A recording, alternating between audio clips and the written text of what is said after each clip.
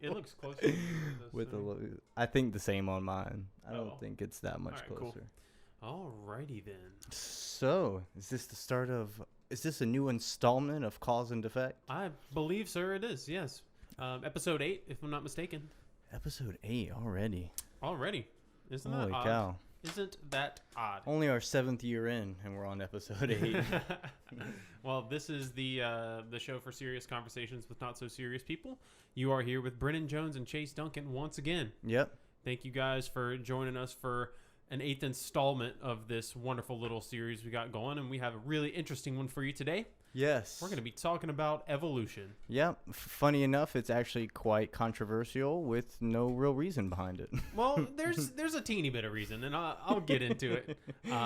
But we're gonna have a nice long midsections about evolution, but we're gonna start with a segment that we're gonna call, it's a new segment. We're gonna call it Animations Gone Wild. New segment, never been done before. We're gonna try it when this one out. We have high hopes for it. Yeah. It seems like it's gonna be funny. We'll see how the people react, if they react at all. Right, which who knows? Yeah. But we're gonna end with a segment of Q&A, and in the middle section where we're talking about evolution, we're gonna first start by explaining it, and then we're gonna explain some of the arguments against it, and essentially why most of them are wrong. Yeah. But I don't want to give too much of a biased opinion right off and the try to start, do our best just to explain the basics of it. Yeah. And that's going to be the goal of at least the first part of the middle segment, to just kind of help you guys understand some of the mechanisms behind what happens. Yeah. But we are going to start with our Animations Gone Wild. It's funny just reading over these. I forgot what I wrote 10 minutes ago. All right, let me start off. Yeah, I want to go Let's first. Okay, so this is basically the plot to an animated movie in sort of a sadistic way, and then the other person has to guess what it is. It's okay, so here we go, because it's going to start off weird. So a fat green booger befriends a donkey to go and kidnap unsuspecting princesses and return them to a midget. That's definitely Shrek. Yes, it is. Nice. You've already heard this one before, but I love this one, so I'm gonna go for it. A limber cowboy and a delusional astronaut find friendship by servicing a young boy. A limber. That has to be Toy Story. Yes, sir. Story Tory. Story Tory. All right, let me hit you with this next one. Let's go. I hope it makes sense. A group of average Joes scare the shit out of children for a job that powers their city. Monsters, Inc. Yes. Very nice. All right. A family of misfits reunite to save the world from a spiky-haired ginger. The Incredibles. Yeah. Yeah, nice. Okay, mine starts with a family too. So this is a long run-on sentence, by the way. Oh, wonderful. A family scours an orphanage to pick the perfect child for them. Then they come home with the mouse that eventually has to fight off cats just to return to a brother that hates him. Oh, God. I don't know this one. Yeah, I had to actually look up the plot of the story because I forgot it. The mouse should give you away. Ratatouille? No, an orphanage. It's Stuart Little. Oh, wait, that's not an animated movie. He's animated? That's close enough. You're right. Misled. I didn't think about that while writing it, so you're right. You're disqualified. All right, now I'll give that one to you. Dumb bitch. All right.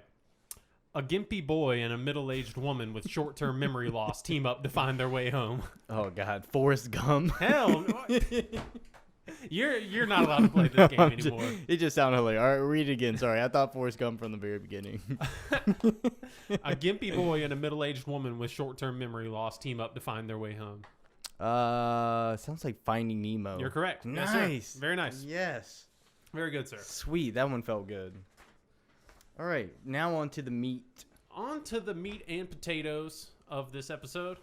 Where, like I said before, we're going to start with attempting our damnedest to explain the mechanisms behind evolution, and help you guys kind of understand that before we dive into some of the arguments against it and some of the creationists' viewpoints. So yeah, which just hilarious to me that creationism exists in general. Oh, not even that. Creation science. Yeah. Apparently that's a thing somehow. Is that not an oxymoron in general? It seems like it, doesn't it? Because you're basically scapegoating any kind of reason when you say that the world was just created like that. But, whatever. By the slap of the hands. All right, guys. So I guess the first thing that you should know about evolution is that it implies the total change of a species into a different species that could no longer successfully mate with that with the parent species, I guess you could call it. And with that being some sort of modification, usually whether it be like appearance wise or genetic wise, I guess. Phenotypic or genotypic. Oh, there you go. Yep. That's there's a sciencey way to put the dumb shit that I said. It's okay. This is a little bit in my area, so yeah, true. Business versus biology. Right. Yeah. So I've learned a lot about this even before we did our current research. So I'm a teeny bit ahead of the curve on this one. You are. So I'm happy to be. I have to start with the same question I asked you last time. Bring it on, and that has to be to please explain to me, because I don't know the answer to this question of how we came from monkeys. Okay. So the first thing that's not the first time I've been asked that. Yeah. People say that and use that kind of flawed logic as because there's that stereotypical picture that shows a monkey on all fours standing up to be a human being. Yeah. And people get the idea that that's how we evolved from monkeys. Right. And the first thing I will most definitely have to say is that we absolutely did not evolve from monkeys. That's blasphemous. I don't know if I'm I don't know if I'm going to accept that. The explanation is that monkeys and humans arose from a similar ancestor or from a parent ancestor. Okay. So we have if you think of it as a tree, we have branched off on a different branch of the tree at a certain point back in time. If you think along the lines of what the tree of life would look like, if you will, when you consider all of the species that are present on our planet today, they would be present on a web or a tree, if you want to look at it that way. Right. It's a good way because there's like a trunk, and then it branches out onto a few different limbs, and then it just keeps kind of spreading, and it turns into basically an exponential kind of spreading from the center. It's never going to converge back into a certain point. It's always going to spread out. Right. Unlike, I wouldn't say unlike in that case as a web, but a web just doesn't, it seems like everything's still connected in a web, rather than it having a central point that branches off. A tree is just a better illustration. That's why they call it the tree of life. Sorry. Yeah, I get it. No, the web is like it's just a different kind of way to get somebody to picture it in their head, if you want to do that way, because a lot of people learn better when they can actually picture it. Yeah, I'm way more of like seeing things on paper, like a visual learner. Sorry, I just couldn't think of the term there. So how do you think that we have kind of evidence that we have evolved from something else? Well, there's to say we don't really have actual evidence of macroevolution, and that's the general problem that people run across when they don't believe in it. Because the only evidence that we do have, since we can't observe it happening because it happens over such a long period of time, right? The only evidence that we do have is in the fossil record, and obviously the fossil record is spotty because fossils are not easily came across, right? They don't happen all the time. It's under very special circumstances. Right. Things aren't easily fossilized, right? So inherently, that's a tough thing for people to get around, and that's even within the scientific community, the basis of macroevolution is under debate. It's not, most people just I don't want to say assume or believe. Most people in the scientific community trust that the mechanisms of life that they see in microevolution somehow extrapolate into macroevolution. Okay. So it's not the way that microevolution and macroevolution are connected is not something that's solidified in modern science. Not yet. There's a lot of theories that people use to connect them. So we kind of see like the small differences that happen from, maybe generation to generation, or even in a shorter time period than that. And then we just extrapolate that out to basically assume or conclude that we came from something that maybe not be exactly like what Homo sapiens are today. Right. And like I said before, it's really tough to prove that we came from actually unequivocally prove that we came from another species, because the fossil information is so spotty and we can't directly observe it. So inherently, we're probably never going to get the proof that creationists are looking for.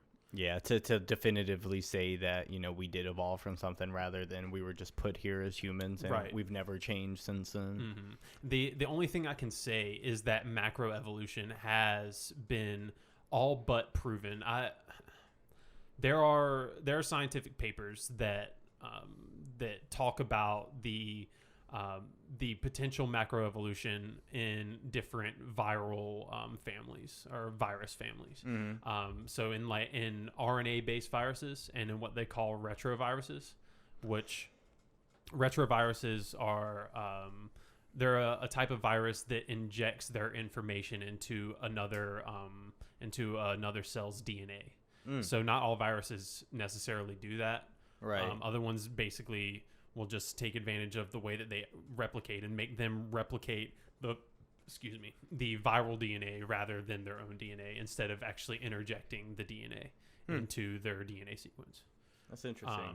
But yeah, some viruses are DNA based, some are RNA based, but macroevolution is basically proven in RNA viruses and retroviruses. It seems like somebody's argument may be that it would seem that humans have been alive long enough to notice a vast difference among the generations that we've been alive. Yeah. But I would have to, any sort of argument against that, I think, would just be that humans have only been alive for 200. Homo sapiens, I should say, not like humanoid type creatures, but we've only been alive as we are for like 200,000 years, maybe like 250. Yeah. So the what we are now is the smallest, tiniest blip of information across the whole time span of the Earth itself. Right. So I don't think we necessarily do have that information to see how humans may change over millennia versus. Right.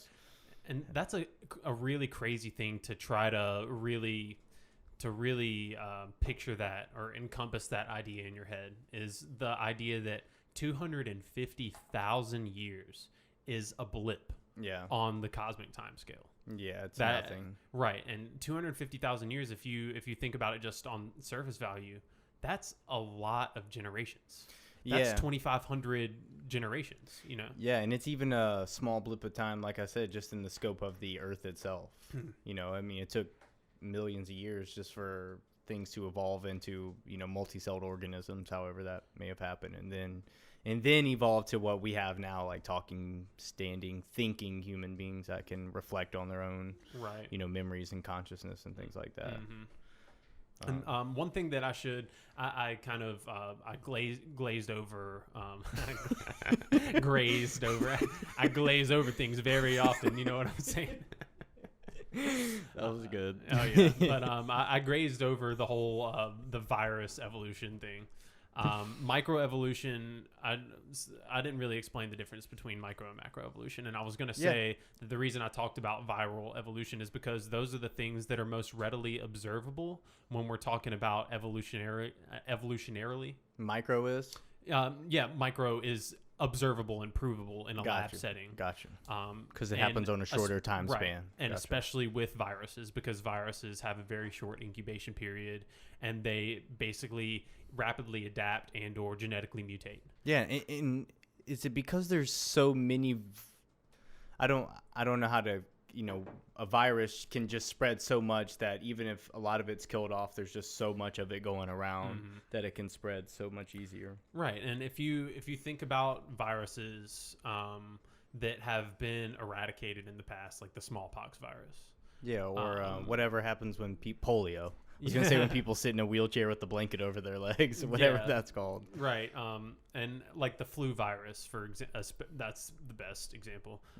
But they evolve to be able to get past the vaccines that we currently have, which are pretty much based on one type of virus, because they inject a small amount. If you don't know what a vaccine is, it's basically a small amount of the sickness that you're to let your body prevent. Right. You let your body kind of adapt to it and fight it off and learn how to accept larger quantities in the future if it comes along. Yeah. I was gonna say it seems that like you could just basically have the argument that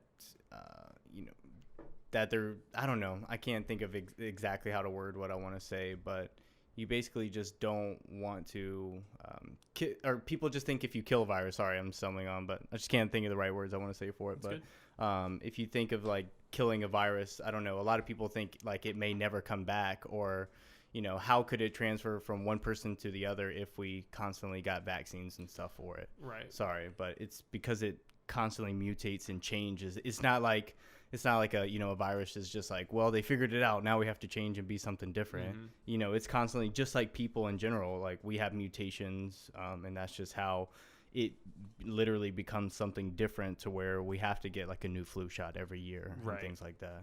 And it's a similar kind of situation with even bacteria. Think about the antibiotics that we have to use. Like, I don't know if any of you know anything about antibiotics, but especially in our meat industry, it's been phasing out as of late. But antibiotics include something that's it fights specific bacteria, and those bacteria can grow immunities to those antibiotics that you're using. Yeah.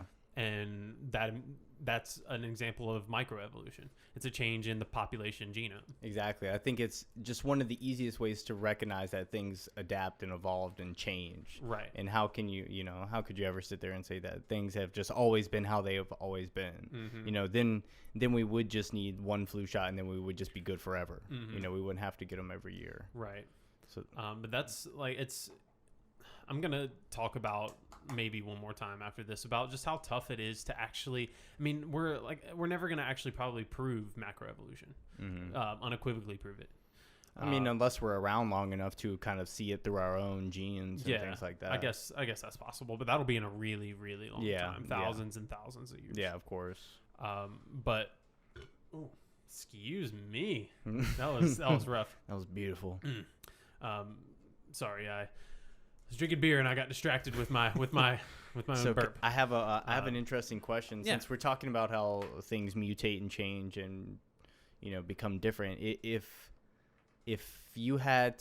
like a human had to mutate or did mutate, what is one thing that you think, I guess, could happen to humans that we would look and be like, oh, that's kind of interesting, we should like mate more with that and spread it through the gene pool? Oh man, because I've seen people with like, I'm dead serious, I've met this person before. I was at a soccer game. I was just in Colombia somewhere, but this little kid walks out. I was a little kid at the same time too, but this little kid walks up to me and was like, guess how many fingers I have?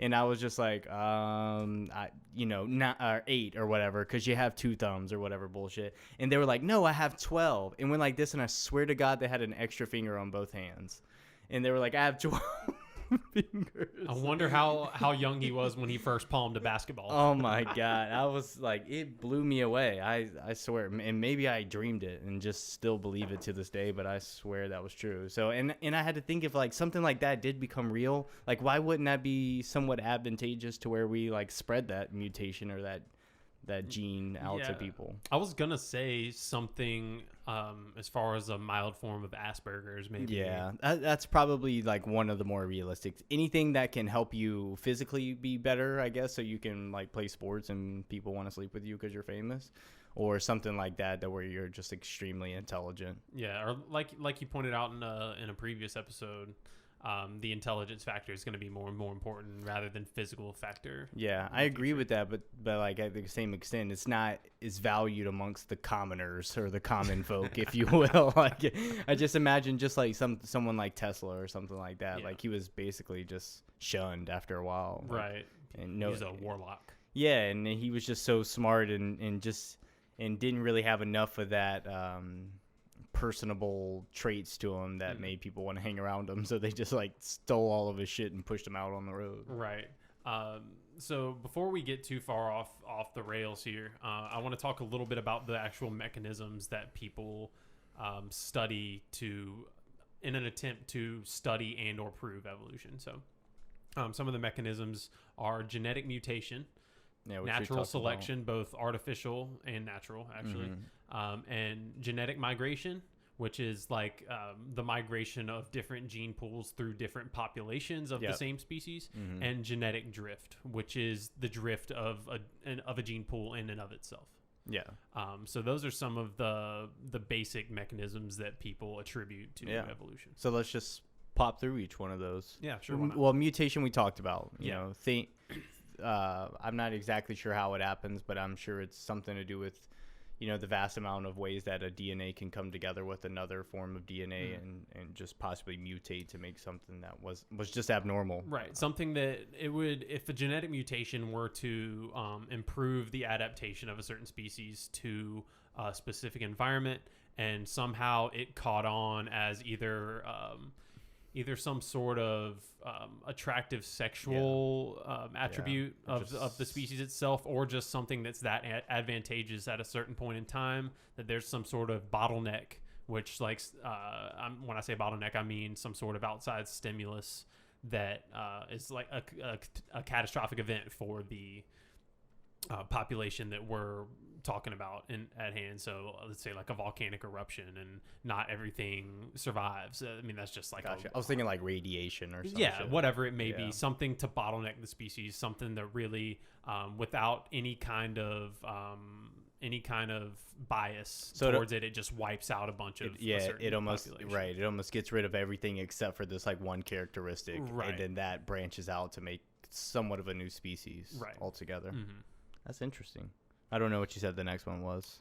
But that selection, artificial and natural. Oh, man, that could cause some discussion. So you can't talk about natural selection if you don't talk about Darwin. Yeah, that's true. And I didn't write anything down about him, but everyone should look up Darwin's theories in his book, Origin of Species, I believe is what it was called. Yep. And he's what basically came up with natural selection, survival of the fittest, basically in a very easy way to describe it, or simplistic way, is that species tend to breed with things, again, that become more advantageous for the species to exist. Yeah. If something's mainly, if you want to think about humans, if something's more physically stronger or more intellectually astute, that could help the population and kind of takes over, like, I don't want to say like a power role, but a higher role in the hierarchy here. Things will tend to mate with that person in the species or that creature in the species to pass on those traits. Or there will be something that particular individual in the subset does to either eliminate or dumb down the other males or the other females of that population, and makes it more viable in that way for them to be mated with. So like just a fight, if you want to go there. So if there's a male that's bigger and stronger for some reason, he's going to kill off the other males because he wants to mate with other females. Okay, so it's more like a deviant type thing. Yeah, I mean, it'll vary. It seems like it's funny that it's like an intrinsic value on a person-to-person basis, that not, and you see this some, and we can maybe get into like altruism, but you see even in like a group of the same species, they don't just care necessarily about like the survival of the species in general, but they want their specific genes to be passed on. Yeah. It's not like, I would want, it's hard to explain in human terms because everything's kind of just so watered down. We don't have to really care about us existing for that much. By the way, people have children, and it certainly seems like they don't care. But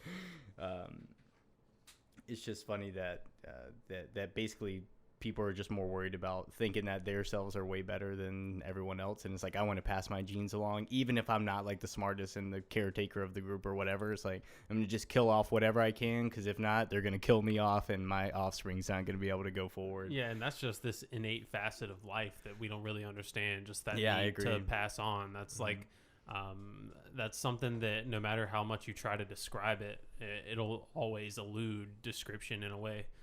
Because nobody really knows why we want to pass on our genes. And you can say to survive. Well, what that person's not thinking about that I'm doing this to keep my lineage alive. That's strictly a human thing, basically. I think a lot of it comes to more or less just keeping that person alive, or that creature, whatever it is, alive at the time. And that's what, like, I guess you could argue, I guess, that the purpose of life is to live on, you know, just survive and to just breed. Yeah. If you're looking at it in a very superficial, short-sighted, kind simplistic way. Type way, exactly. Yeah. Mm-hmm. But we can.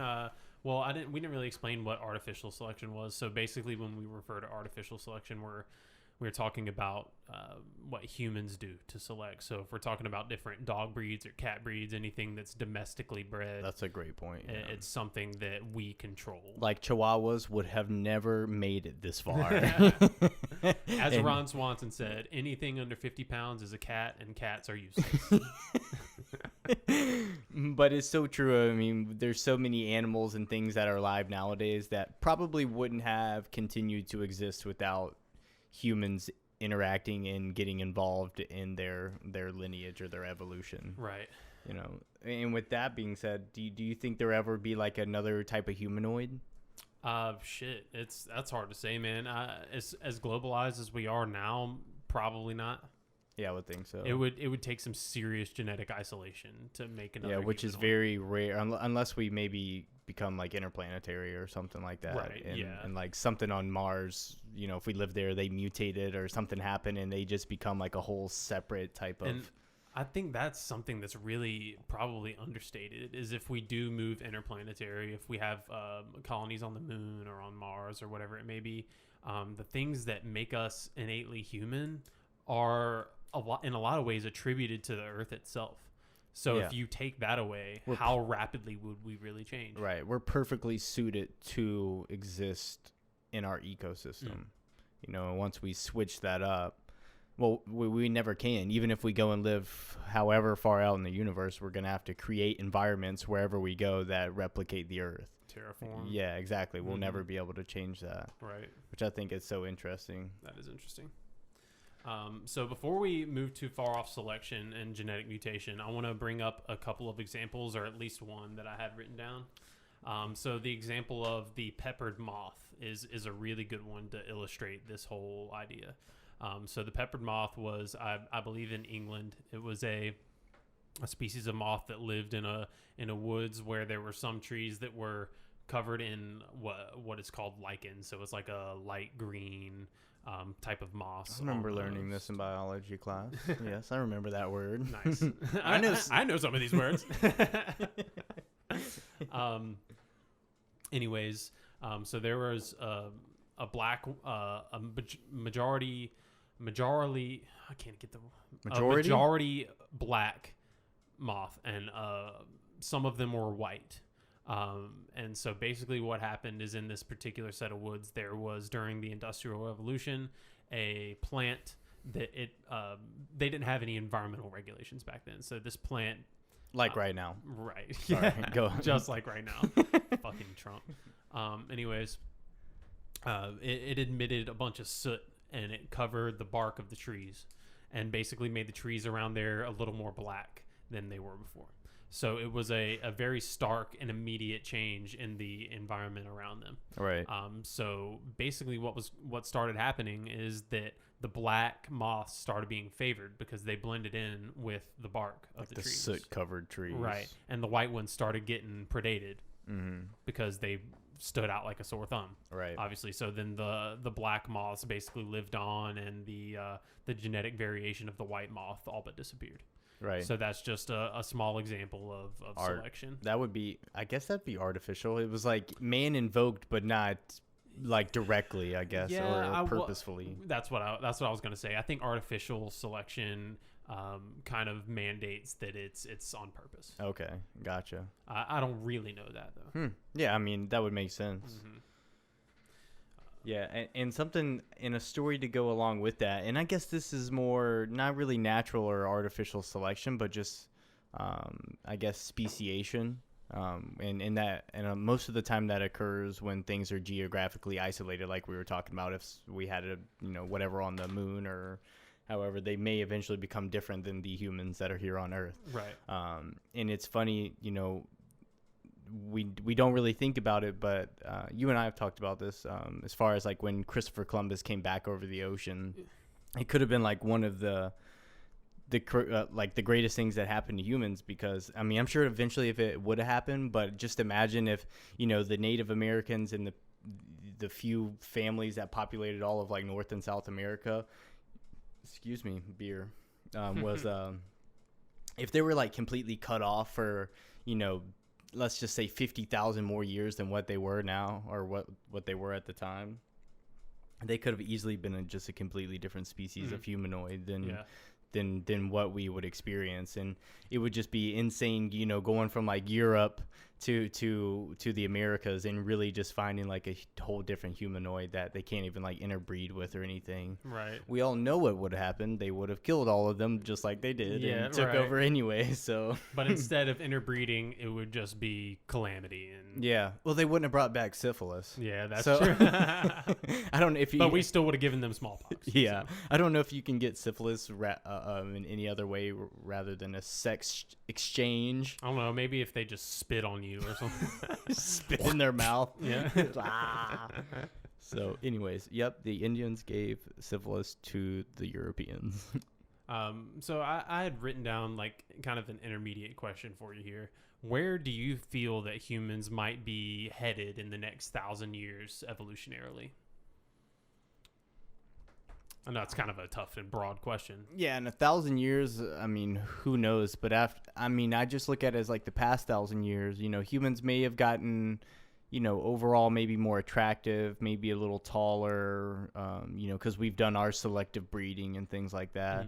Overall, I don't think in 1,000 years we'll have changed that much. Probably not. I just meant like a general direction we may be headed. I can't necessarily see. If anything, we're going to become fatter because that's obvious so far. Basically, what we're going to do is we don't have to be as physical as we used to. We don't have to cut down trees and build our own houses. We don't have to grow our own gardens. We don't have to do anything. Fetch ice from miles away and shit like that. We just don't have to do that. Everything is so conveniently put that it's all put, in your house for you where you don't ever have to do anything. A big surprise why people are complaining right now. I don't understand. But I think if anything, we'll become fatter, less muscle toned.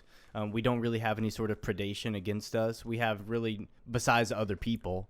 But if we all came together in this somewhat like kumbaya fashion, which will obviously never happen, there would be really just we're just going to kind of become like fat blobs that just kind of ingest, and we're going to be way more intellectually stimulant than being physical.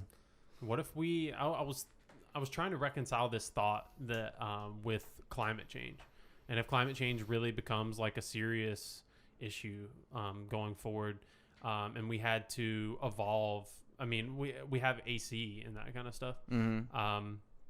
But I guess it would be over a long period of time. What if our sweat glands had to evolve, or maybe we started overall becoming a darker skin tone, not just because we're interbreeding with different races, but because we're by default or by natural selection avoiding melanoma and that kind of stuff. Well, I think if anything, we'd become a lighter species because we are able to stay indoors and protect our skin and things a lot more than when they literally lived outside. Right. So what about the people who can't afford that? What about like the farmers and stuff like that? Would they become like a... Well, farmers still stay indoors. I see your point. They are outside more often, but that's not the general population. Yeah, will it still sprinkle throughout, the populations? Yeah, of course. But just like, I mean, there's always going to be like variances. I think it would be millions of years if we get there before we're all incredibly different looking than what we are now. Right.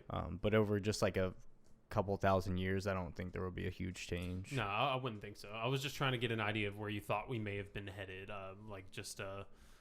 if there were some sort of artificial speciation or whatever. Well, it comes hard to say too, because as you were just saying, like macroevolution is very hard to kind of understand and predict, and so I don't think we exactly know where we're going. Yeah. Honestly, what I think will actually happen, if we're just talking about just kind of like human biology and how that will evolve, I'll stick with my previous answer, but in reality, I think we're gonna be more bionic. Yeah. You know, and I won't go over all that again, but I think more or less we're gonna become more technology driven. Like it's actually gonna become a part of our anatomy and our physiology is that we'll be electronic and be able to change who we are, and we won't. That's why I'm saying we won't necessarily need these physical attributes anymore because everyone will be so smart. Like, could you imagine a basketball player that just every time they took a shot, it was sunk every time? Yeah, that would be boring. Because it would be incredibly boring, and no one would care about huge NBA stars and how popular they are, and could probably procreate with almost anyone they wanted to because they're these huge stars. But eventually that just won't matter anymore. Right. It'll become obsolete, and we'll literally just become kind of like shrunken little pasty whatever we are. That's a funny thought, because like at that point it might be whoever's technical prowess might help them out in the Olympics, like whatever countries have the most technical prowess. Yeah. But it would be that combined with the biology of the people that come from those different countries. Yeah. Like, because people from China are generally smaller. So if they have some sort of crazy bionic thing where they can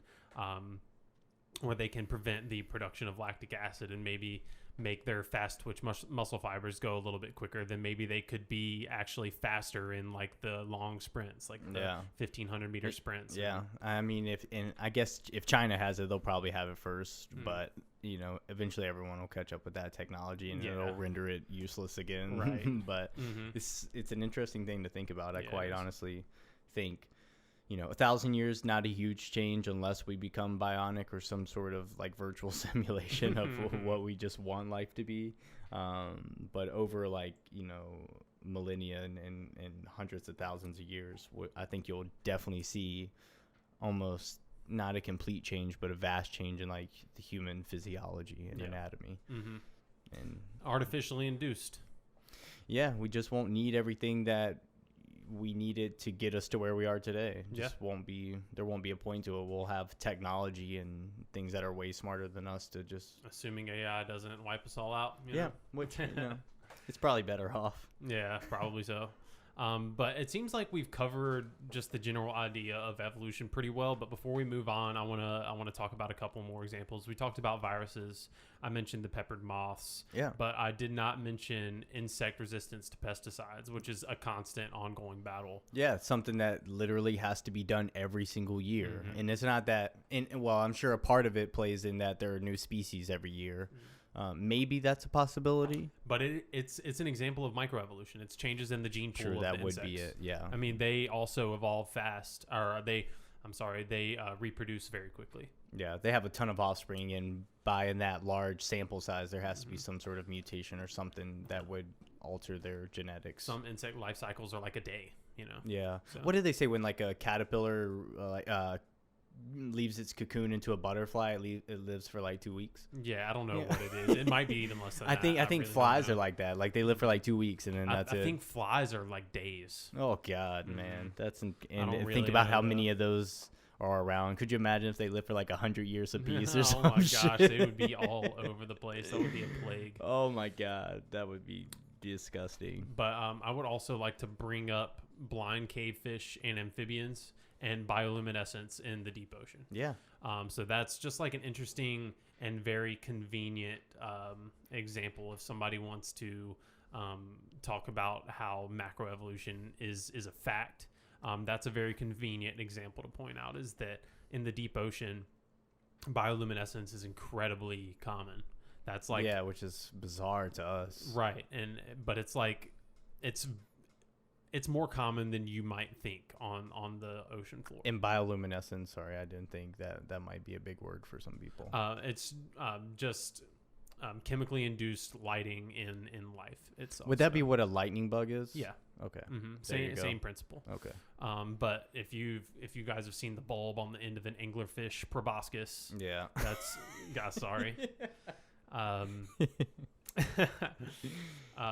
But all of that kind of stuff, and there are lots of different little bug-like creatures and jellyfish. Yeah, it reminds me of the Greenland shark. Yeah. That lives underneath the ice shelf of Greenland, and these creatures basically live to be like 400-something years old, and they're blind, they don't see, they live in like a deep, dark part of the ocean that's freezing cold that not many things live, and they just inch along, barely moving for 400 years. Their metabolism's so slow, they're blind, they don't need to see, they just hear things.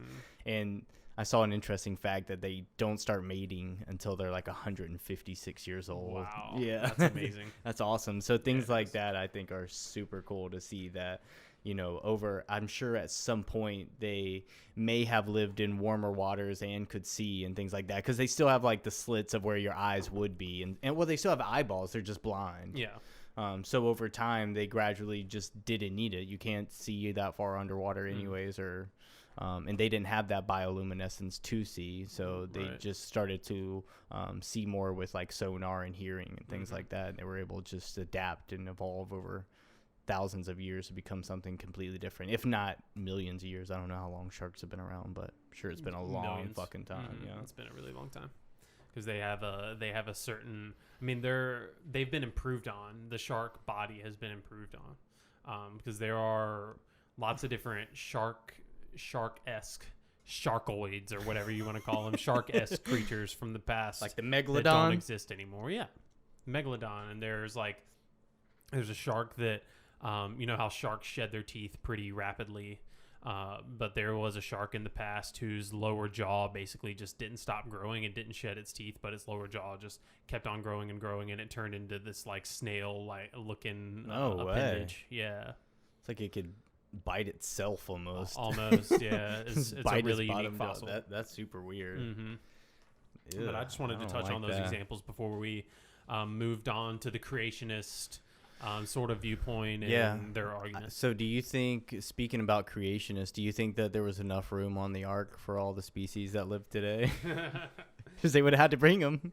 Right. It's funny that they have arguments for this. It's not like something that, they've never thought of. Like, they have legitimate arguments to say, like, no, we had one of every species, or or they don't say species, they say of every kind. And it evolved.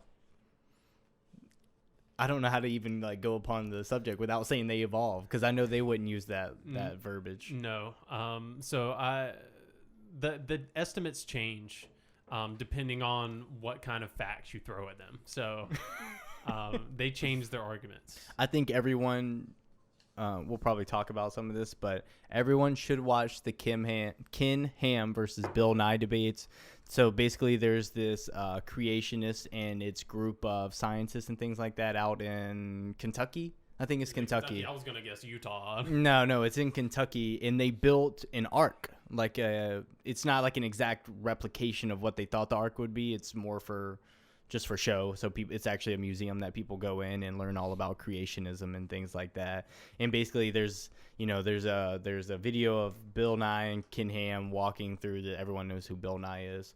Ken Ham's a very devout creationist, and they walk through this museum basically exploring all the exhibits of what creationists teach young people, unfortunately. And then there's also like a 2.5 hour debate of them going back and forth that I recommend everyone should watch, just to kind of get the basics of how we have come to the ideas that we have today. And it's not just bullshit that just a few people think, but it's what again, like we say on like every episode, it's the majority of what all the scientists think. And then you have these subgroups of people that are just so fundamentalist and devout in whatever shit and crap they believe that there's no possible way you're going to teach them any different. Right. And they just look for, like I've talked about before, when they're doing their research, they look for reasons why they're right. Yeah. Reasons why they're wrong. Try to get all the facts and numbers to align with what they think is real versus what may actually be true. Right. And I never really answered your ark question, so I want to talk about the ark a little bit. Yeah. I do remember from that debate that basically an ark of the size that they would need wouldn't be feasible as a wooden ship. No, I don't even think they could do it today. Crack. Right. Yeah, they wouldn't even be able to build it today, basically with engineers and a team of people. And God gave him the plans, so obviously. Yeah, apparently some guy out in the desert with his wife and kids. I don't know the story honestly, but they built it. They were able to do it somehow, which is just bizarre. Man, to me. One of my favorite memes that I saw a while back. It relates to Noah and the ark. It was like when people say that Thanos is a bad guy because he wanted to kill a bunch of people and start over, and then it showed Jesus like doing side eye, like, oh shit, like I did that. Yeah, how many times? How many times did he just wipe out communities of people? Well, the only two that I can think of is Sodom and Gomorrah. Yeah, or Sodom and Gomorrah. I think is it Glamorrah? I think Gomorrah. Gomorrah is the character from Avengers. Yeah. So I think it is Sodom and Gomorrah. But he turned those into pillars of salt. And anybody, even if they were innocent, who looked back on them turning into pillars of salt, turned into a pillar of salt themselves. That seems unnecessary. A little bit, I would think. And he flooded the entire earth, which killed everyone on the planet. Not 50%. Everyone but Noah. And all the dinosaurs. Yeah. All the dinosaurs. Yes, the dinosaurs were also present on the ark. Yes. But according to what they say, 2,000 kinds or whatever, right? It's 2,000-ish kinds were present on the ark. I don't know. But basically for 40 days. And it would take an enormous ship with a huge amount of food and space to take care of all these animals. And only a small family is taking care of 2,000 kinds, 4,000 animals. Where would all the food come from? Right. Yeah, that's what they would have. They would have had to harvest all that food too. It's just like it's just nonsensical. Yeah, it doesn't make sense. And of course, the argument's going to be, well, it was some metaphor that just stands for blah blah blah. It's so funny because when I like Bill Nye, I think he's like can be like super aggressive sometimes, which is also really funny to watch. He's kind of a dick. He is kind of a dick, and I probably would.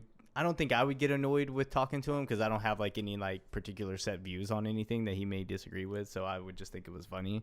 But he seriously, throughout the time of them talking, Ken Ham's like, my PhD scientist from wherever, and Bill Nye's like, yeah, they're idiots. Yeah. He's like, he just straight trashes them and talks about like how dumb they are and like they can't be real scientists if they're getting this sort of information. Man, my favorite part was when Ken Ham was like, aside from this disagreement that we have right here, I really think we could be friends in real life. And Bill's like, no. He's like, do you think we could be friends, Bill? He's like, no, I don't think we can be friends. He's like, no, I really don't. Like you're teaching these children all these things that are just completely untrue about the earth and its existence and what empowers us to go forward in the future and advance as a society. And you're just saying like, no, all that's wrong. Look at what we have here in this book and just go by that for forever. Because I'm sure we'll get pretty far there. Yeah. But since we're in arguments against, I want to go into just like a general.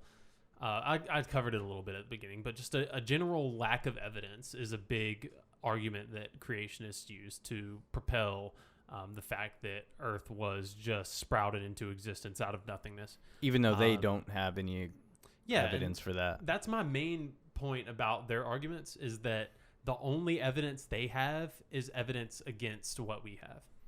They don't actually, that their only arguments is to poke holes into some other theory, which completely undermines their own theory, which there is one massive gaping hole in, which is... I can't hear that and not laugh. Which is that the Earth was sprouted and all of the stars and everything was sprouted in 7 days. Yeah, not 7 years. Sorry, 7 days. That's definitely not a metaphor. Wait, even though 6 days because the 7th day is a rest day, right? Yeah, that's right. You're right. And somehow they knew, like before he. Wait, I didn't look this up. Yeah, but I was thinking about like, I think the sun was invented on the 3rd day, or I don't know, and let there be light, and the sun. Right, was there. but I should have looked this up beforehand. But if that is so, how did they have a conception of how long a day is before the sun was there? I saw that on a meme or something somewhere before. It's like, how were the other first 2 days even days? Right, but like they would rather believe that this person, God didn't write the Bible. I just want to make that abundantly clear. people wrote the Bible that were apparently informed by God to write these things. It is some sort of revelation to those people. Right. And they were able to, harbor their stories in their minds for a while, go on to wherever they were traveling and tell someone and write it down in a book and then somehow gather it all. And it was supposed to be coherent and in fact, word for word of fact. And right. That makes no sense to me, but it's funny how people will base their entire lives around the earth being 6,000 years old just because it seems to be interpreted that way through the Bible versus all the things that are actually right in front of you. Right. It's weird, and they make up all of these facts to support their claims. Like one example, I was doing what I do and looking up the arguments against evolution, and one of the things that I came across was that this guy said that all of the Neanderthals that they came across were actually just really old Homo sapiens because the brows never stopped growing and like the chin never stops growing and the ears never stop growing, whatever. So because they were hundreds and hundreds of years old, they just looked morphologically different. So, and that's something he has zero proof on. Yeah. Even though they found Neanderthal children that look weird or whatever. Yeah, have the same structure, I'm sure. Yeah, so it's just they have to make up all these different facts that support their claims instead of actually relying on science that has been discovered. Well, they just do what all the other Christians do and just, cherry pick the data that they that is most useful for their life. I just I can never understand somebody taking the Bible so literally on a subject like that. Is like they would rather believe the word of Moses, who Moses was probably a very wise guy, don't get me wrong, but he's not God. He wrote Genesis, not God.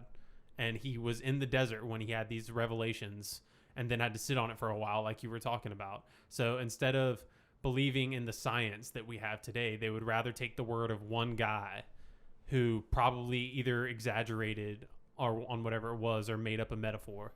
They would rather believe him literally on these things that make zero sense than believe that our scientists are discovering things that are real. I mean, I wouldn't even believe somebody that came out of the desert today that have been out there for a month, with barely any supplies and things, and they just come out rambling some stories to you about some, mythical prophet that they met and all this, and be like, that's good, buddy. Yeah. That's good. And write it down. Tell some people.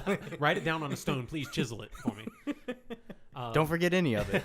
And there was another thing that I read that I thought was really hilarious is that so they were in the middle of the desert, and apparently the people think that the burning bush was ayahuasca. Yeah. Right. And so the way that you get, it's not really in the desert though, is it? I think it is. It's a type of cactus, right? No, that's peyote. That's what I'm thinking of. I'm sorry, peyote. Yeah. They think it was peyote or some other kind of hallucinogen. And when you're in the desert and you need water, you use plants to get your water. Yeah, because cacti harbor a lot of water. It's possible that they ate this plant with this hallucinogen in it and then got messages from God. Yeah, and now we have science to understand neurological processes that we don't have to necessarily attribute to some fanatic out in the desert. Right. We understand it now and what was happening. We don't just have to say it was an act of God. You know? Right. And I like I said in the last episode, I have no problem with the Bible itself and no problem with religion in itself. But when people take it literally, that's when I start to have a problem with it. God wrote it because he didn't. My two problems come when people kill each other over it and when they teach children that. And that just bothers me so much to force your own personal belief of something that you just think is so right in your mind and your heart that tons of other people don't agree with, and you just want to force it and mold someone that has no control into believing things that you want them to believe. I find that incredibly immoral. There's no actual real proof to it. No, it's all about a feeling, and I'm not going to go down this religious road, but I will talk about some of the religions and how they deal and cope with the evolutionary theory and things like that. Okay. So as we already know, creationists, they don't accept evolution. Obviously. Same with Southern Baptists, even more, which is technically they're all Christians, but all they all disagree on different things. All Christians don't actually agree on anything, so that tells you enough right there. Judaism, Jewish people, for those that may not understand. But they do believe that God is creator of all the universe and life. But they don't really have necessarily any problems with the theory in it reflecting against their faith, I guess. The same with like Catholicism. Like they accept evolutionary theory, but they say natural selection and the reason that we progress as we do is all God directed and it's all, a part of his divine plan to get us where we need to go. And that's something that I can't argue against. You can say it's guided by the different nooks and crannies of nature. Yeah, I could argue against it. Yeah, I can't. I'll never be able to disprove that. Well, yeah, you can't disprove it, but my whole thing is like, what's the point? Like, why did we come to Earth at all to be guided into this certain direction when we could have just went to heaven in the first place? That's a whole nother. I know, but it doesn't make any sense to me. So Hinduism, and I just kind of wrote down some of the major religions that people would probably understand. So Hinduism, there's actually not a single teaching in Hinduism that relates to the origins of life. They have like a Hindu god that I think, if I read correctly, if I remember correctly, that is kind of like the creator of the universe and all this kind of stuff, but it doesn't necessarily talk about like how humans as we are today got to where we are today. Yeah, and that's one thing I'm glad we're probably going to have a whole episode about the origins of life. I would like to. That'll be a tough one, but we're definitely going to not talk about that in this episode. Yeah, that's a whole nother matter itself. Yeah, we're not trying to prove anything here or even, I don't want to say force our opinions because we're not forcing anybody to watch this, but we're not speculating on the origins of life. Right. We're kind of just debating on evolution and let's just start with the point of, when humans started to where we are today and how we got here. Right. And there's even, when we're talking about the origins of life, there's even less proof for the origins of life than there is for macroevolution. So that's something that's like, that's very easy for somebody to point out and say, we don't understand that, so God did it. It's easy, man. It's easy. I understand those people that don't want to think about these things, and it literally frustrates their brains to conceptualize or even try to just perceive how we got here and why we are here and things like that, which, again, we won't get into, but I'm not going to just make up an easy answer for it.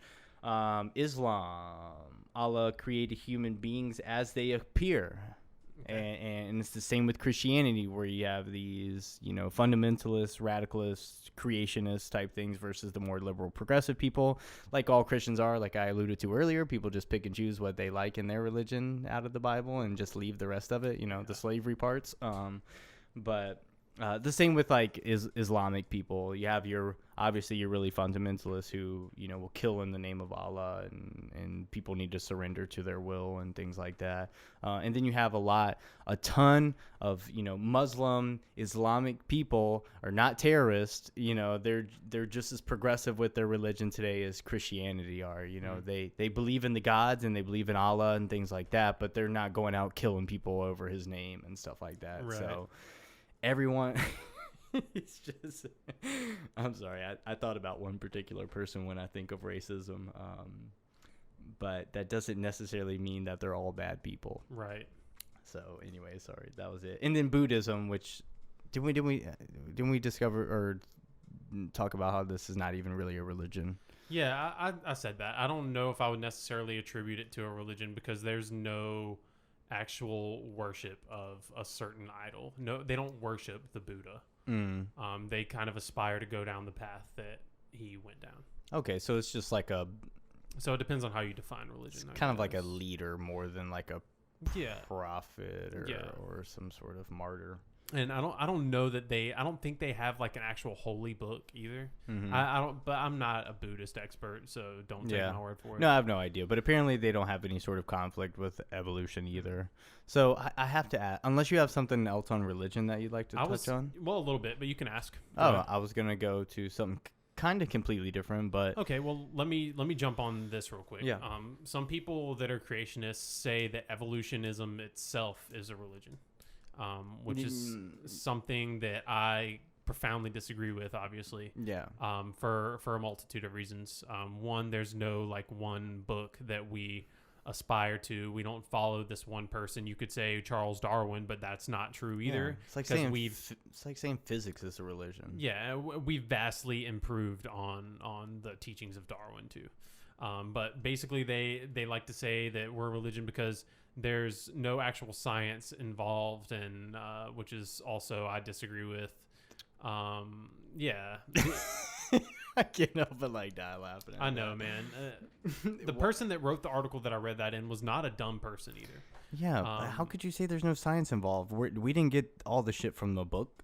Yeah. We didn't just gather the shit from laying out in the middle of the field. They basically just said that it's something that we have to believe because it's the only naturalistically explainable way that life came about.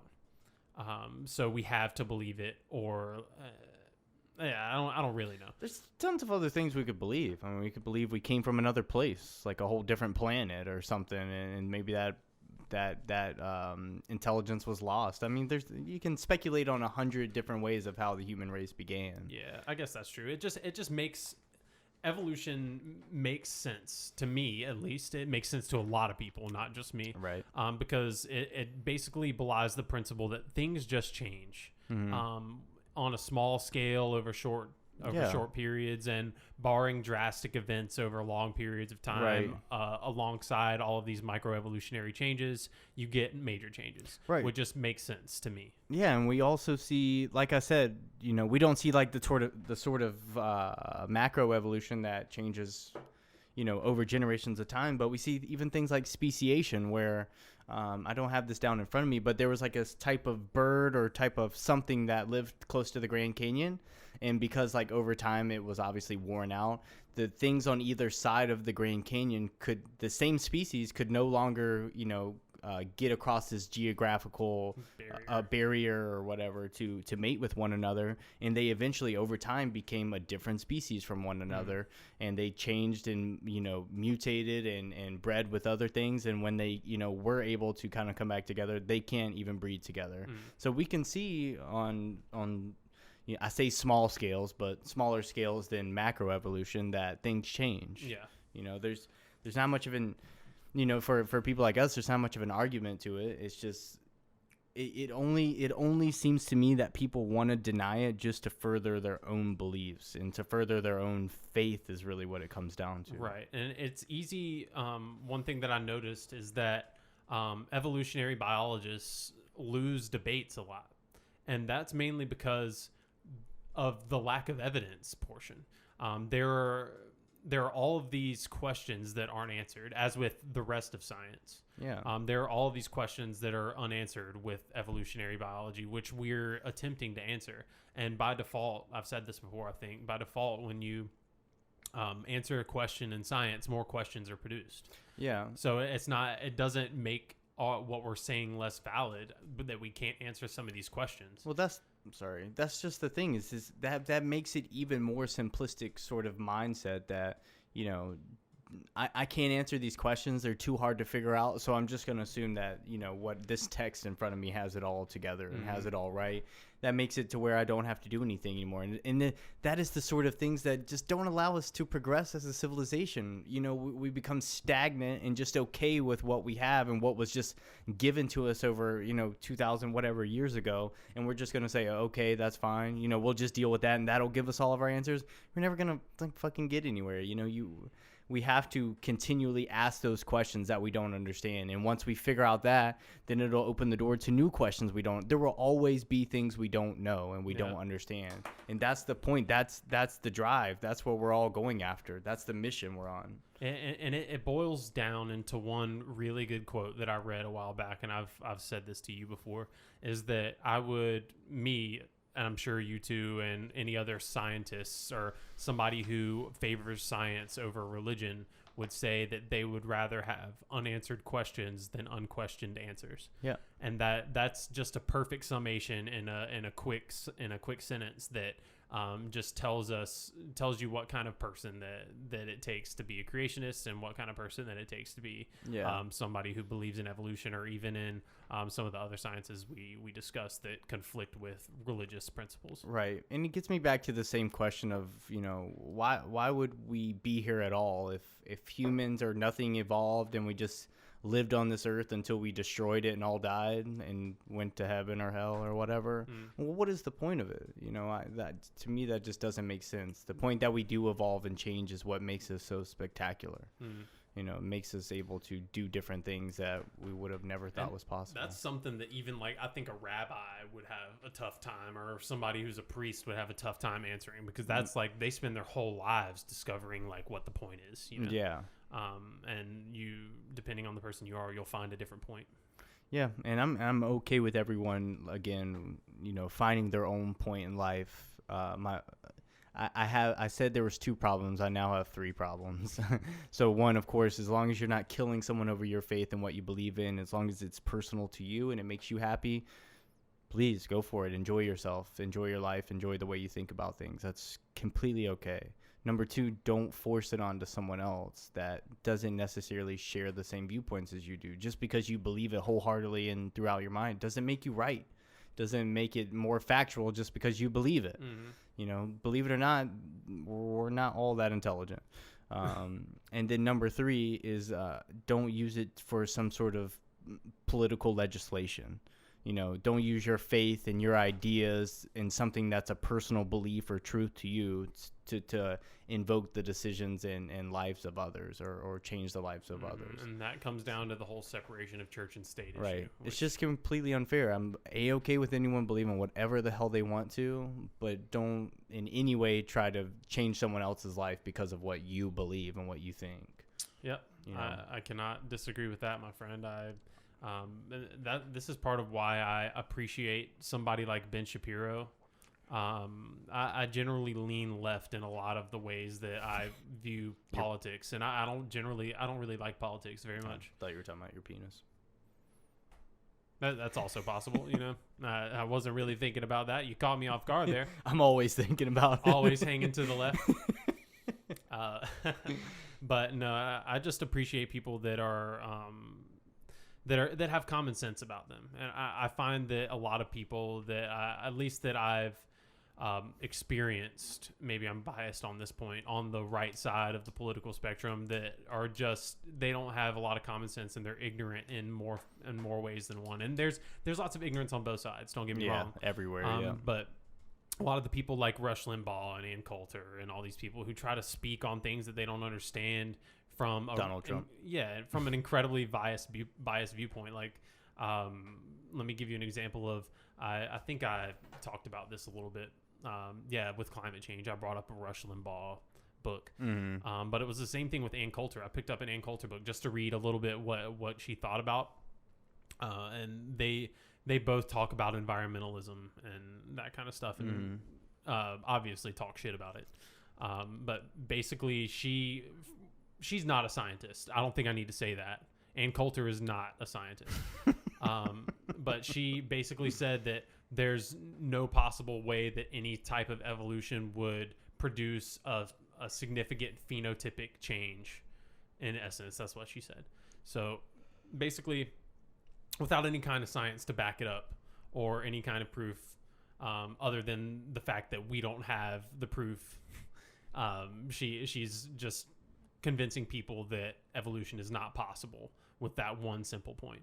And people don't really look further into it than just the one chapter in one book that she has to refute evolution. Yeah, and probably her utterances that she has over the media and things like that. Yeah, and that's why I'm going to say it a million more times in this podcast. Listen to our scientists. Read scientific articles. If you get your scientific news from any sort of left or right-wing media, then you probably should rethink your life. Yeah. Really. Your whole entire life. Just rethink the way that you gather information and become the person that you are and get the viewpoint that you have. Yeah, try to be open-minded with anything. I mean, it's not like we're necessarily saying that you should believe us by any matter over someone else. That's definitely not the point. but it just comes to, have an open mind and maybe don't think that you know everything for 100% truth. That's not a maybe. Yeah. You don't know anything for 100% truth, because I'll get into more of this at some point, but there's no such thing as 100% truth. Yeah, almost everything ever. Is it's just as close as we can get to it, basically. Right. Did you have anything else you wanted to move on to? Cause I don't think. In a weird way, I was gonna get into eugenics. Okay. But I can maybe work that in with our final questions. Okay. So maybe unless you have anything else, we can start moving into our final questions. I had written down a lot of arguments against. Let me scan them real quick and make sure I didn't bring anything out. Like, people say that there's no intermediate forms today. As far as like transitional fossils go, I don't know how much I talked about that through, but transitional fossils are something that they say we have a severe lack of, because like transforming from one species to another would obviously require different phenotypes and different skeletal formations and that kind of stuff. So and you did touch on it as far as like we don't necessarily have the proof to see exactly how we evolve through time. Yeah, like we don't just see like this sort of bone, then it moves a little bit this way, then it moves a little bit this way. That's not necessarily how things happen, because like we said earlier, everything doesn't fossilize. It's actually pretty rare that we can find fossils and things. Yeah. So no, we don't have necessarily those, like you said, those intermediate kind of species that live throughout and can see this, very nice flow of change. That's not exactly how it works, but we can extrapolate, especially through radioactive measuring or decay measuring and things like that, to get a general time point of when something existed, and then kind of move it along the timeline through there to what we get today. Right. And yeah, lots of good points. I wanted to say one more quote that I read, that one of the guys that wrote a apparently creation science article trying to disprove evolution. He said that in the 100 years of digging that we have done so far, we have found fewer than 2,000 of our relatives, of our distant relatives, both Homo sapiens and not. I can't imagine that as an argument to further his point. Yeah, but I was just gonna say is that finding 2,000 skeletons is a lot. Yeah, not 2,000 of the same skeletons. Right. 2,000 different, as I'm understanding how you're saying it, but 2,000 different, like almost completely different species and is it humanoids in general? Yeah. That's incredible. Yeah, and we're not just like digging everywhere. That's one thing that I just don't understand is when paleoanthropologists and that kind of stuff dig, they don't just dig anywhere. They don't just pick a place in a field and go dig up this field right now. They don't have permission to do that. Right. So and they're not very well funded in general. Right. They have to get both grants and permissions to dig on certain sites. And it takes probably, I would imagine, a long process to even get the licenses to dig in certain places. I think when they do, they have to be really careful. Right. I think some of what we find as far as like our fossil records come on definitely on accident. Like, I have this friend who has family in Florida, and their next door neighbor was trying to build a pool in their backyard. And they started digging the hole, and they found fossils, like a full skeletal, like, I don't know if it was a dinosaur or what it was, but like this huge fossil where they had to like basically stop all what they were doing, and people came out and dug it up and things like that. Like a museum came out and took care. So there's still plenty to be discovered out there as far as fossils. And but that's a great point. We can't just go anywhere we want and just start digging up and hoping we find shit. Right. It's just not the way it works. We tend to find locations in which they think there might be fossils, for instance, like swamps and things where things can actually become fossilized and solidified into the earth. Yeah. But it's not everywhere, obviously. Yeah, and one more thing I wanted to touch on is, like, I spent a long time looking up arguments against evolution, and one of the things was that sedimentary rocks don't necessarily give an accurate measurement of dating. So basically, he attributed the flood or the speculative global flood that happened as rustling up all of this dirt and settling it. So he basically said that if you had a jar of dirt, a jar of sediment in it with water in it, and shook it up, it would settle in different layers. So basically what he was saying is that the flood shook up all these different layers and settled them in that way. Yeah. All these hundreds of layers, and somehow there's not a single dinosaur fossil alongside a human fossil. None of that stuff. Right. But it also goes to say that it would pretty much defy physics to shake the world to such a degree. Yeah, to move things that much. Yeah, that hundreds of feet of sediment would be displaced like that, and then replaced in all of these different sequential and definite layers. That's the thing, is there's a sequence of events, and you can see it, like it basically tells a story through the sediment, and it's a process actually called stratigraphy. It's the process of which we look through different layers of sediment and soil to see the different fossils of that era. Not error. But it's that would just be bizarre to me that, we can dig far enough down to find these, maybe like dinosaur fossils, and then we go up and it's a fossil that lived in a different era. I don't know all the eras and the fossils that exist during those times.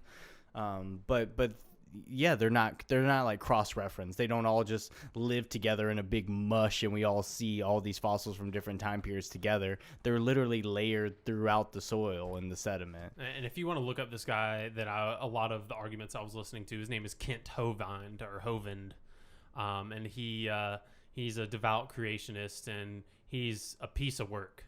Yeah. But he basically makes a bunch of different claims that have pretty much no basis. But I don't know. You should look him up because he sounds intelligent while he's saying them.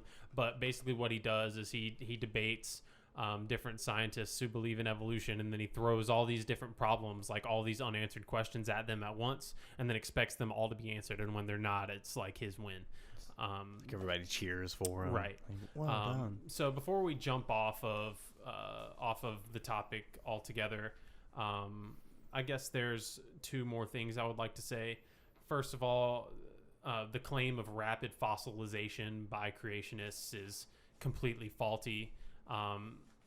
Basically, one of the claims is that because it's not necessary that all of these fossils take millennia or whatever it is to fossilize. It's just they can fossilize rapidly. It's like the ice caps. They have the same exact argument for ice caps, in that we don't really read it on a year by year basis, but all the layers of ice and everything that we were able to accumulate has all happened over 6,000 years. Right. But basically, I looked it up, looked up this whole rapid fossilization idea. Sorry, I kicked your camera. Oh, you're good. All these rapid fossilization ideas, and I looked them up, and they all come from creationist websites. Unsurprisingly. That's beautiful. Isn't it? But I wanted to read one last quote that I wrote down that I thought was a really good quote by Mark Twain that is really relevant to the subject at hand. He said that education is the path from cocky ignorance to miserable uncertainty, which I think is a wonderful, wonderful little... I'd hate to classify it as miserable. I definitely agree that you can work on things for years and years and never find an answer to it, and that could be very frustrating and miserable. But that's the life and the ambition of a scientist in general. Mm-hmm. It's the fact that we don't have questions, and we don't even know the most profound questions to even ask yet. We haven't gotten there, and that's what we've gotten really far, obviously, we're sitting here with cameras and shit and doing all the things we can do. Science has gotten us so far, but there's always, what's the next question? What's the next, why are we here? Why did all this? We're never going to run out of questions. Yeah, I don't exactly. even know that science will be able to answer the why. No, for how. Yeah, exactly. And that's kind of what it comes down to, is we can answer how it works, but not necessarily tell you why, humans exist. And religions and philosophy help with the why. And I tend toward philosophy. Yeah. No, I agree with you. So general philosophy. So do you think, out of like all the evolution and I guess this kind of pertains back to your question that you asked me about where we'd be in 1,000 years, do you think we'll come to this form of, like I was going to say, eugenics, or that will create this sort of like perfect race of humanoids? When you say perfect, yeah, it's hard to classify what anybody would consider perfect, but just like kind of like all-knowing, like perfectly physical creatures. We all look beautiful. We all pretty much look the same. It would take a really long time. Yeah. And I honestly think that it would take which is very possible, a new type of society in general. A new type of political society where we all are, they control breeding and that kind of stuff. Yeah, it would be like the utmost artificial selection, like the utmost example of artificial selection. I just think there are probably always going to be dummies. So. Yeah, people do have to work the gas stations, so and stock the shelves stock the shelves at Walmart. Yeah, AI is advancing pretty rapidly. True. So. Maybe industrialization will give us a reason to thin the herd. Maybe so. All right, that was good. I thought that was pretty good. We did fair. So for anybody that may still have questions on evolution, you can either ask us or look it up yourself. Yeah, I would say if you have very specific and technical questions about evolution, please look them up yourselves. Yep. Type in Google Scholar. Yeah, and Google Scholar is a great one. It'll take you to scholarly articles. Or if you go to some sort of university, they almost always have scholastic sections on their websites. Yeah, like kind of stuff sort of peer-reviewed articles. Right, sort of intranet with links and stuff to actual real scholastic prints. Mm-hmm. And I also implore you to look up the creationist viewpoints as well. Yeah, I think it's interesting. I probably gave an unfair synopsis of the creationist viewpoints, but at the same time, who cares? Yeah, who cares? Yeah. They're incredibly ignorant about they have to ignore more things than they pay attention to. Yeah. So, and I think something I didn't mention is, which I should have mentioned, is that, for a lot of the people that are maybe watching this, I'm sure you probably mainly agree with us. I doubt we have if you've made it this far. Yeah. And I think, I don't think there's probably a lot of creationists that listen to what we talk about. And I think a lot of people are around our age group and probably think along the same lines as I do. But I think, for a lot of the people that are listening, they have those family members or those people that they know that may think that either evolution's just straight up bullshit or they just don't know enough about it to even bring it up or understand it. So they literally just attribute everything to what they hear on Sundays. Mm-hmm. So and that kind of reiterates the point about when I guess we didn't really talk about this episode, but when you first learn about a subject and you learn the face values of the subject, you assume you know so much. But then the more you study, the less you feel like you know. Like there are all these other questions that crop up, and you slowly lose your confidence. And then as you study it for years or whatever it may be, it doesn't have to be years, but just a high concentration of studies, you slowly gain that confidence back. And I think a lot of people that are creationists that look into evolution don't look into the mechanics of evolution far enough, and they're at that very first point where they learn just a little bit about it and their confidence on their viewpoint is really high. Yeah, they just think they know everything. Yeah. Then continue to press forward with that little bit of knowledge. Mm-hmm. So without further ado, let's jump into our section of Q&A. Yeah, and if you don't mind, I know I started off the first segment, but I'm going to start this one off. Okay, whatever. So have you ever highly contemplated becoming a woman? Definitely not. No, chopping off my dick and balls is not something and gouging a little hole in there. Oh my God, no, thank you. I haven't had nightmares about that, but when you say it, it's a nightmarish thing for me. That sounds terrible. What about you? The worst thing that could come to like a heterosexual male. No, I haven't actually. Surprising. Maybe the only thing I've thought of maybe Little Nicky, where he had boobs on his head or something, or in that movie. It'd be cool to have boobs to play with for a day, and then I would be like, well, I have tits and I need to get rid of these. So no. All right, I was gonna just go for my question if you had some other funny things to say. No, I don't. Okay, I was gonna say you just never run out of things to say. Yeah, whether they're funny or not. What are the major differences between you and a jellyfish? I have bones and a brain. Okay. Fair. I don't live in water. Pretty much every difference that you could think of is what I have difference from a jellyfish. You also can't switch sexes. No, I can't. I've tried. We just talked about that. Yeah. But no, I would ask you the same question, but it's irrelevant. Yep. So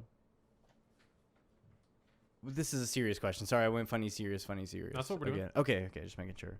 So what would you recommend? What is your top pick if you had to tell somebody what to do, especially in a time like this, when they're bored? When they're bored? Yeah. What is something that people can do to get all this boredom off their mind and find something to do that doesn't necessarily invoke interaction? Well, an obvious one is play video games. I mean, that's what everybody does anyway. Sure. But what I do... Yeah, I was going to hope you'd come up with something better than that. I was going to say what I do is meditate. Okay. For a little while, and then good. it drives me a certain direction. Yeah, I like that. Mm-hmm. Oh yeah, I was thinking read a book or learn a new language. Yeah. If you have a lot of downtime, I would say productivity. There's always something that can increase your value as a person, and I recommend those things rather than playing video games, which I do way too often and shouldn't talk shit about. But I also realize how much I waste my own time. And I've thankfully stopped playing video games. So. In like 10 years, I'm going to be like, God damn it. All those times I was just playing video games, I could have been way smarter than how I am now. So go ahead. If you could change one thing about yourself, what would it be? If I could change one thing about myself, easy, thought of it. I have small hands. I have stubby sausage fingers, nice. And I've always played sports, so holding a football or holding a basketball or anything, it's not well suited to my tiny hands. So hilarious. I would make each one of my fingers like maybe half an inch longer, and then I'd probably be good. I'd be content with that. That's pretty big. Yeah, that's very long. That would look so super weird on myself. But anyways, how about you? Extra long sausage links. I'd be fine with that. It'd be stubby and beautiful. But if we're talking about physically, I would say that my feet are pretty flat.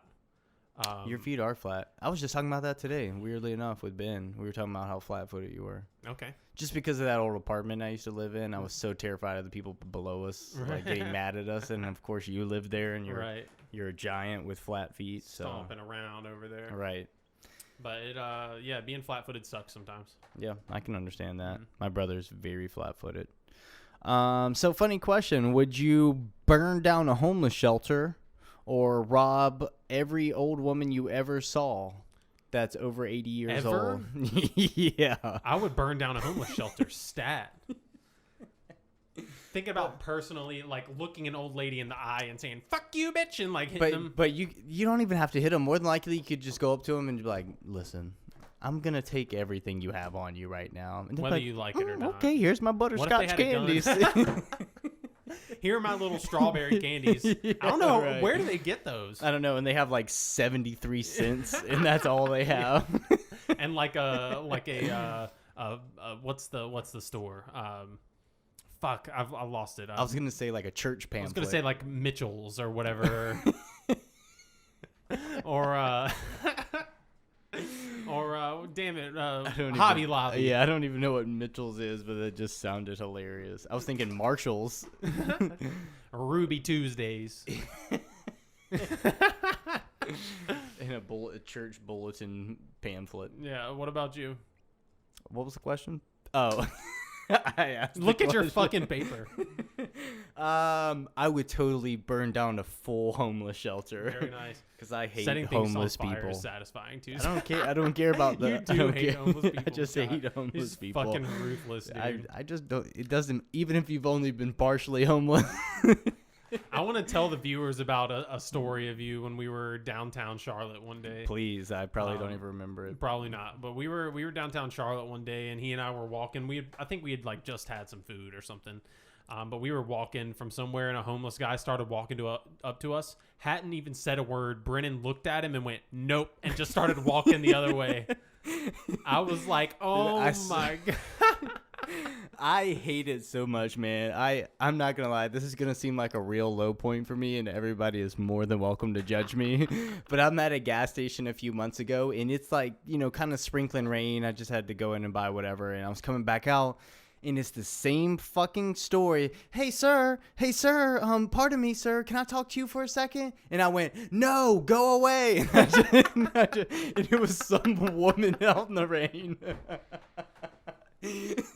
I just got in my car and I was like, nope. God, I don't want to hear about how you had a lot of money, but your cards aren't working, or you're in a bad. Like, I don't care, man. Let me please proceed with my own life the way I want to, and not be interrupted by your sad fucking story that you had complete control over and ruined. Selfish. Yeah, I don't care. It's I don't like them. It is what it is. So please proceed. All right, it's my turn for a funny question. Would you rather chain smoke a whole pack of cigarettes or eat a colostomy bag full of baby throw up? Oh, why would there be baby throw up in a well, I guess if it was on the baby. I don't know. I would fuck that pack of cigarettes up. Yeah, I would smoke the shit out of that. Oh God. And I hate cigarettes. Yeah. But yeah, nothing involving anyone's insides or inner fluids. I want nothing to do with it. I get it. I want nothing to do with it.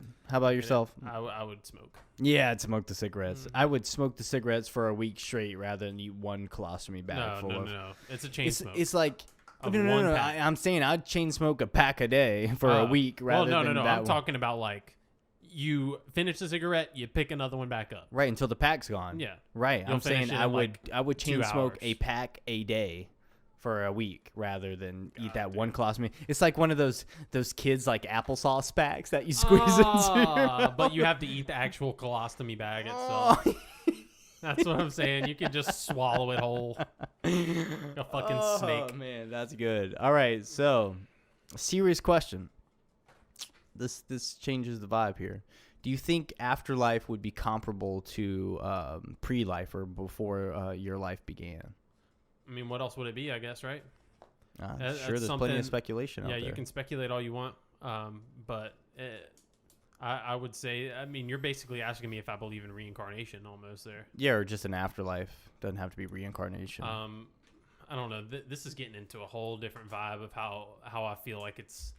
Because I have a whole theory on what I think it's going to be like. So do you think it would be comparable to before you lived? Yeah. I guess in essence, yeah. Okay. I think it would be pretty much exactly the same thing. So you just there would be no consciousness, nothing. No, I would say there would be one consciousness. And you just migrated to become a part of that. Yeah, and you're like I mean, I'm grossly oversimplifying the way that I see it. It's like the tree of Awa.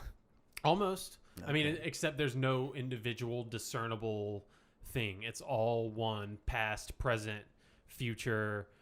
Every point of view of anything ever, including everything from the entire cosmos, all of the space that you could possibly imagine, all together as a single thing. So it'd be nothing discernible, not necessarily nothing, but nothing discernible from another. Interesting. Okay, so no being technically. Right. Okay, cool. I would have to say my answer would just be that.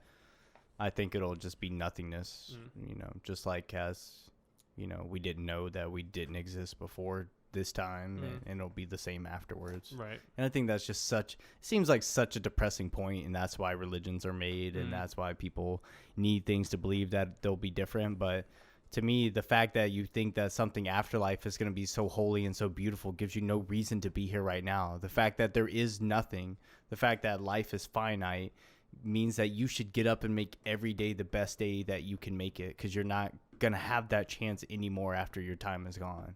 Whether you want to will it into existence or not, there's no proof of that. So why not just, carpe diem, really enjoy yourself every single day? Well, that's the whole thing with what makes a religious person is faith. And that's what separates you from a religious person, is having faith that afterlife is going to be there. And the reason that they do get up and do all of this good every day is because they believe that they will be rewarded for it.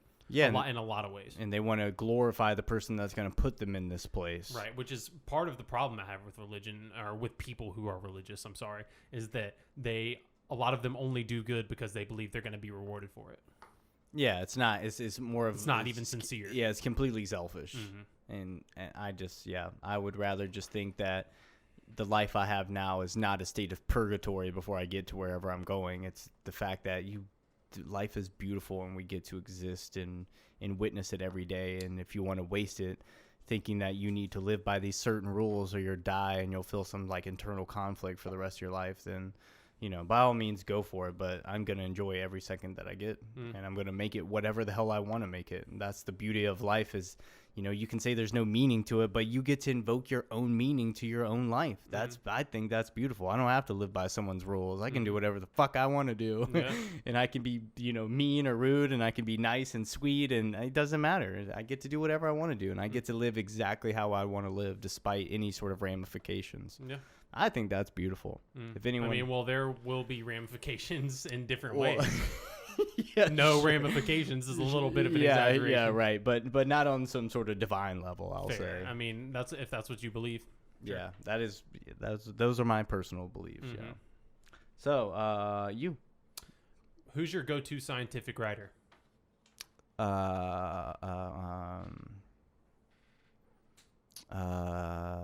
I'd have to say again that I have read more Brian Greene books, who is a theoretical physicist with more of a concentration on string theory.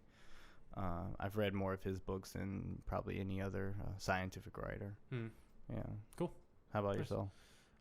You know this, but I've read more of Nikola Tesla's writing than I have of anybody else. And a lot of his writings are patents and his autobiography. Very interesting read, though. Yeah, his patents are incredible to read, especially after reading his autobiography and then reading some of the patents that he cited as his most important works. Just kind of like blew my mind and sent me down this whole rabbit hole that has got me really interested in electricity itself as a phenomenon. So I've also read a lot of Steinmetz.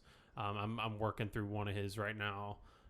At the same time, I'm working through a history of electricity and ether by Sir Edmund Whittaker, which is like a really, really big book.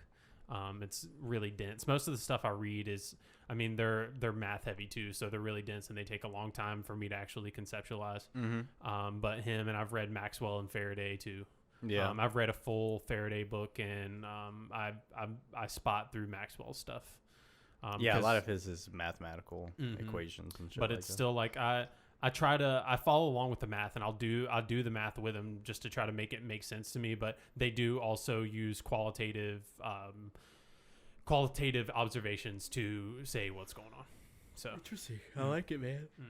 I would say Neil Tyson would be my number one, but I think I only own one of his books, and I've read it actually multiple times. Nice. He's one of my favorite scientific people in general, but I haven't read a lot of his literature, unfortunately. Gotcha. By the way, I ordered a book. It should be here. I thought it would have been here already. I haven't even noticed if it has. Okay. Anyways, my question. Name 3 famous people you wish never existed. Donald Trump. Okay. Joseph Stalin.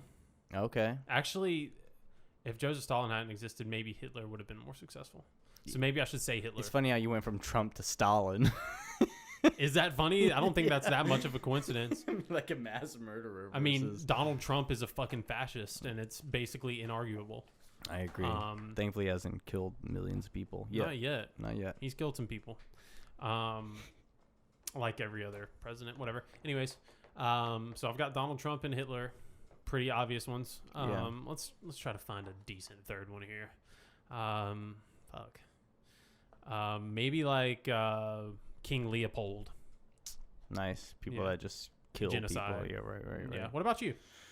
Oh man, I really don't have. You're going with unserious people, weren't you? Yeah, I don't really have I don't have good answers. I was gonna say Cardi B. Okay, that's a good one. I could definitely deal with her never existing. Yeah. Man, yeah, I didn't really think of it on a grand scale of people like that. Maybe the head of the sex trade people.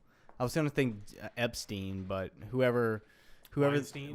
Harvey Weinstein. Yeah. So that could be someone I could deal without. Mm-hmm. I guess he's pretty famous, right? Yeah. I would rather people not. I'm thinking of infamous. Yeah. Yeah, I'm trying not to. I would rather people not sell little children and have sex with them if possible. And maybe Boko Haram. That's not a person. Oh, that's a group, isn't it? Mm-hmm. I thought that was. That's a militant Islamic group. Yeah, you're right. So I was gonna just say that just for the. I mean, they haven't even done much. Sounds like a person. They've done a ton of damage in Africa, but not necessarily here. Why don't you just say the Prophet Muhammad? Nah, I can't. It's not his fault that all people are acting crazy over him. Yeah. Somebody might kill me. Let's go with number 3 being Hillary Clinton. Okay. I don't know. Fair. I couldn't care less if she existed or not. But okay. I was dragging on the answer too long, so I had to pop something on. All right. So what you got? Would you rather trade places with George W. Bush or Bill O'Reilly? Who's Bill O'Reilly? He's another conservative talk show host. Bush. Extremely wealthy, got to be a president, and he was basically an idiot. I was going to say, yeah, you're turning yourself into a dumbass. Yeah, but he lives on a ranch in Texas and just, like, smokes weed all the time and is famous forever. Like, yeah, sure, why not? Okay. He doesn't actually have to – he's not like an incredibly outspoken politician as far as I know. No. He just kind of chills. Yeah. He got lucky that he was a Bush and got pushed through the system and then now he's doing his own thing. That doesn't sound too bad. Fair. Sounds like a good setup for life, honestly. I'd probably choose the same. So, my last question here. Would you consider being isolated forever with eternal life in order to save the entire human population? So, if I don't do that, they all die? Yeah. Isolated where? Doesn't matter where. I can make up my own places and do anything. Sure. Everything's going to get old eventually. Yeah, I would totally do that, yeah. It's either you die or you basically just wish you were dead in this sort of purgatory, or everyone literally dies. Yeah, I'm thinking of, like, I could be on something like the astral plane and make up my own environments and just do whatever I want. Yeah, I would hate to live with my mind for forever, though. Yeah. Especially when you're isolated and there's no use for your brain. Yeah. Yeah, that would be tough. Everybody dies anyway. Yeah, and there's still not a chance. There's still a chance that the population would die anyways, and you're still existing. If there's a chance that all the population dies, then I'll just die with everybody. I can agree with that. Because I mean, you let humans off to do whatever they want to do, they're more than likely going to destroy themselves. I would think so. Yeah. No, I would agree. I'd agree with you. If God, it sounds like completely selfish to say, like, I don't want to be bored by myself forever, so everyone's just gonna have to die. But if I am there for millions of years with the chance that the human population is gonna die off or go extinct anyways, like, let's just go ahead and end it all, and we'll do it together rather than me being literally in hell. That would be hell, I think.